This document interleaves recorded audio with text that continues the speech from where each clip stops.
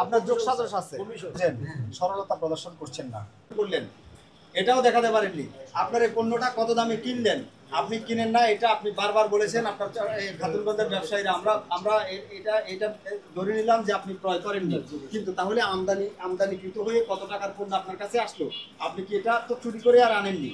আপনি বোঝেন, সরলতা প্রদর্শন করছেন না।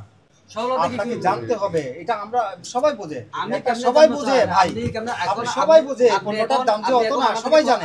আপনি ব্যবসায় আপনি জানেন না, ডকুমেন্ট যখন আসে না তাতে হবে আপনার মতো যারা ইম্পোর্ট করে, আমরা এদের সাথে কথা বলার মতো কোনো যোগ্যতা নাই। জান আপনি আমাদের কথা বলার মতো কোনো সুযোগ দিচ্ছেন না। এই যে আমরা কথা বলি যে আপনি কিভাবে চায়না থেকে মালটা আনছেন, কত ডলার আনছেন, কিভাবে আনছেন, এটা তো আমার জানার বিষয় না। আমি চাইছি জিজ্ঞেস করতে, আরেকজনের পণ্য আপনি তো বিনা প্রফিটে আপনি বিক্রি করে দিচ্ছেন না, আপনার যোগ সাজস আছে না। এরকম অন্যায় কাজে, এটা যদি অন্যায় হয়, শুনেন, একটা পণ্য 100% প্রফিট করে বিক্রি, এটা কি অন্যায় হয় কিনা?